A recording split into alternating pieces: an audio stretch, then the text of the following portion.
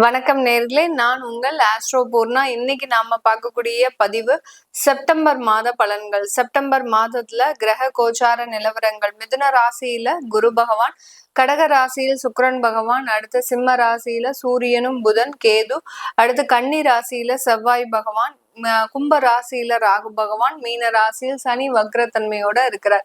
இந்த கிரகங்களின் கோச்சார நிலவரப்படி கிரக பயிற்சிகள் இந்த செப்டம்பர் மாதம் பாத்தீங்கன்னா 14ஆம் தேதி செப்டம்பர் மாதம் செவ்வாய் ஆகப்பட்டவர் கன்னி ராசியிலிருந்து துலாம் ராசிக்கு பயிற்சி ஆகிறார். 15ஆம் தேதி சுக்கிரனும் புதனும் பயிற்சி ஆகிறார். அடுத்து 17ஆம் தேதி சூரியன் ஆகப்பட்டவர் பயிற்சி ஆகிறார். இதுதான் இந்த மாதத்துல இருக்கக்கூடிய கிரகங்களின் பயிற்சிகள்.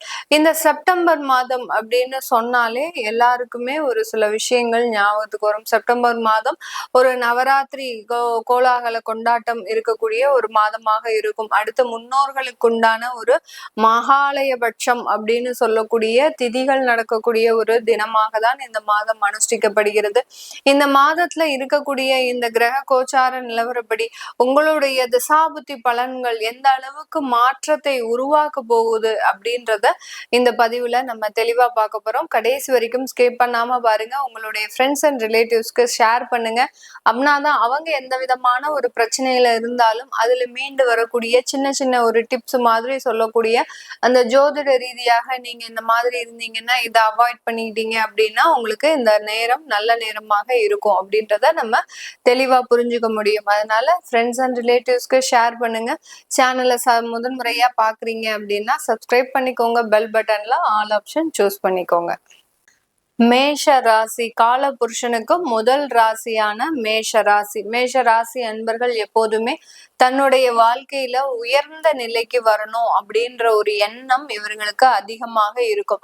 அதே மாதிரி அந்த உயர்ந்த நிலையை அடைவதற்கு எந்த விதமான முயற்சிகளையும் தவறாமல் பண்ணக்கூடியவர்கள். விடாமுயற்சி அப்படின்றது இந்த மேஷராசி அன்பர்களுக்கு மட்டும்தான் மீண்டும் மீண்டும் செஞ்சுக்கிட்டே இருப்பாங்க. எத்தனை வாட்டி இவர்கள் அதுல தோல்விகளை கண்டாலும் சலித்து கொள்ளாமல் தன்னுடைய முயற்சிகளை தொடர்ந்து செய்துகிட்டே இருந்து அந்த இலட்சியத்தை அடையக்கூடியவர்கள் நம்ம மேஷ ராசி என்பர்கள். அதே சமயத்துல இந்த ராசி என்பர்களுக்கு மட்டும்தான் தன்னம்பிக்கை அதிகம். எவ்வளவோ பிரச்சனைகளை பார்த்திருப்பாங்க. மேஷ ராசியில இருக்கக்கூடிய பெண்கள் எல்லாம் பாத்தீங்கன்னா இவர்கள் மாதிரி கஷ்டப்படக்கூடிய பெண்களை வேற எந்த ராசியிலையும் நம்ம பார்க்கவே முடியாது.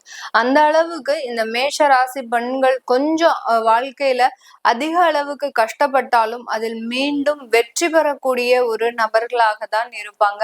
தொழில்ல மிக பெரிய உயர்ந்த வளர்ச்சியை அடையணும்னே ஒரு பிடிவாதமான ஒரு குணம் கொண்டு அந்த தொழிலை மிக நேர்த்தியாகவும் மிக அழகாகவும் கொண்டு செல்லக்கூடியவர்கள் இந்த மேஷ ராசி என்பர்கள். மேஷ ராசியில இருக்கக்கூடிய 3 நட்சத்திரம் அஸ்வினி நட்சத்திரம், பரணி நட்சத்திரம், கார்த்திகை நட்சத்திரம். இந்த 3 நட்சத்திரங்களையும் உள்ளடக்கியதுதான் இந்த மேஷ ராசி. அப்படி இருக்கும்போது இந்த மேஷ ராசியில செவ்வாய் பகவான் ஆட்சி பெறுகிறார். அஸ்வினி நட்சத்திரம் கேது கிரகத்திற்கு உண்டான ஒரு நட்சத்திரம். அடுத்து பரணி நட்சத்திரம் சுக்கிரனுடைய நட்சத்திரம், கார்த்திகை நட்சத்திரம் சூரியனின் நட்சத்திரம். அப்படி இருக்கும்போது இந்த 4 கிரகங்களின் குணாதிசயங்கள் இந்த ராசி என்பர்களுக்கு அதிகமாக இருக்கும். இந்த ராசியில சூரியன் உச்சம் பெறறதுனாலதான் இவர்கள் எப்போதுமே உயர்ந்த பதவியை, உயர்ந்த ஒரு இடத்தை, உயர்ந்த ஒரு அந்தஸ்தை பெறணும்னு மிக பெரிய அளவுக்கு ஒரு போராட்ட குணம் உடையவர்கள். அதே சமயத்துல இந்த ராசியில இருக்கக்கூடிய அன்பர்கள் அந்த கேதுவனுடைய ஆதிக்கம் அதிகமாக இருக்கும். அஸ்வினி நட்சத்திர அன்பர்களுக்கு மட்டும் அல்லாது மீதம் இருக்கக்கூடிய 2 நட்சத்திர அன்பர்களுக்குமே அந்த கேதுவனுடைய ஆதிக்கம் அதிகமா இருக்கும். கேதுன்னு சொன்னாலே தன்னுடைய வாழ்க்கையை தியாகம் செய்து மற்றவர்களுக்காக வாழக்கூடியவர்கள் அந்த மேஷ ராசி என்பர்கள். இப்படிப்பட்ட இந்த ராசி என்பர்களுக்கு இந்த செப்டம்பர் மாதம் மிக பெரிய ஒரு நல்ல பலன்களை கொடுக்கக்கூடிய ஒரு நேரமாக தான் இருக்க போகுது. இந்த 4 கிரகங்கள் சொன்னேன் இல்லையா, செவ்வாய் கேது, சுக்கிரன், சூரியன் இந்த 4 கிரகங்களையும் உள்ளடக்கிய இந்த ராசி என்பர்களுக்கு இந்த செப்டம்பர் மாதம் செவ்வாய் பகவான் 7ஆம் இடத்துல நகர்றார். 7ஆம் இடத்துல நகரும் போது இதுவரைக்கும் தடைபட்ட தாமத திருமணங்கள் இந்த மாதத்துல மிகவும் துரிதமாக நடக்கக்கூடிய ஒரு நேரம். இந்த காலகட்டத்துல உங்களுக்கு அந்த விரைவு திருமணங்கள் அவசர அவசரமாக ஒரு திருமணத்தை பார்த்து அவசர அவசரமாக ஒரு வரனை பார்த்து நம்ம திருமணம் செய்யக்கூடிய ஒரு நேரமாக இருக்க போகுது.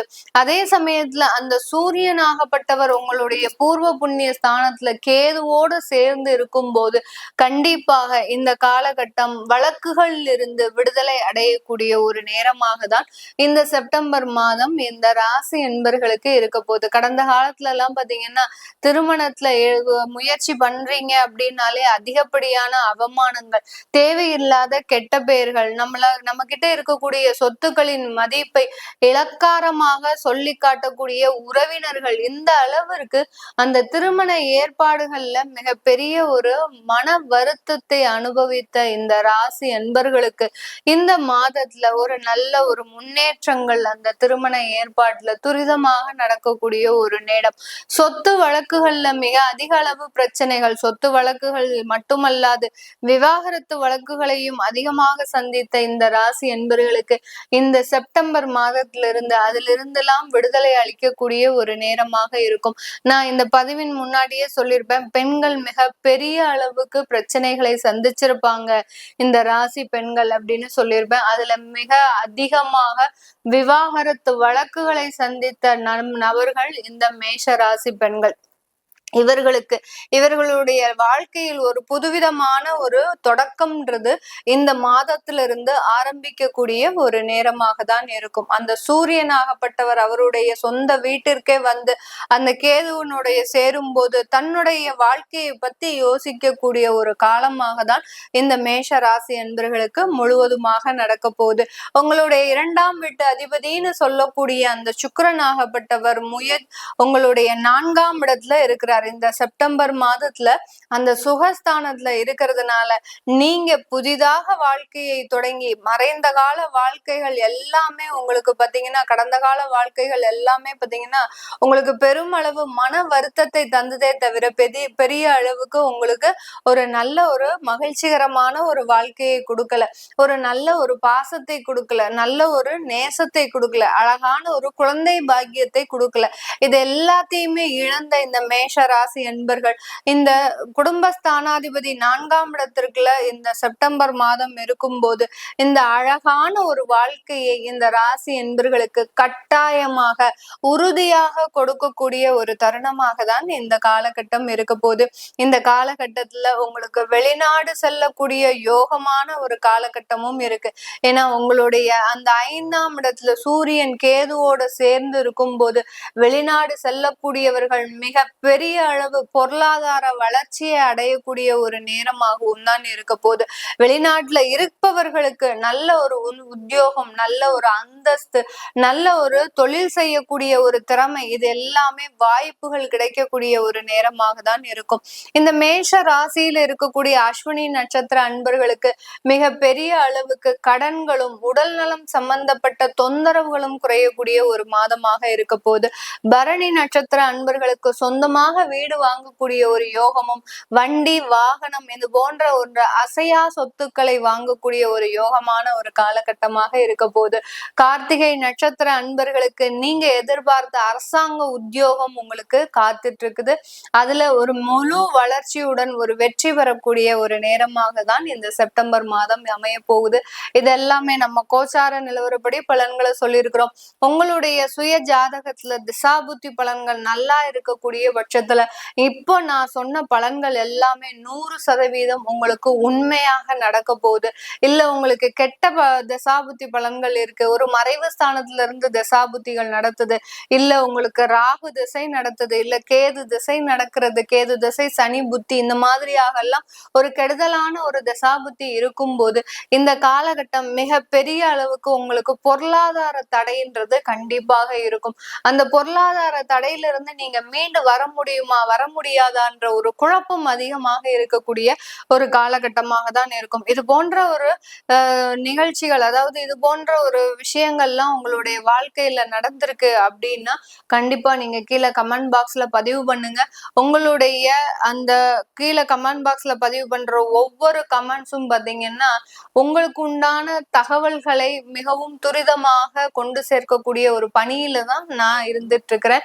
ஏன்னா சில பேருக்கு நல்லது நடக்கும், சில பேருக்கு அது கெடுதலான பலன்களை கொடுக்கும். ஏன் கெடுதலான பலனை கொடுத்தது அப்படின்றத நம்ம ஆய்வு பண்றதுக்கு நமக்கு அது உதவியாக இருக்கும் உங்களுடைய ஒவ்வொரு பதிவும்.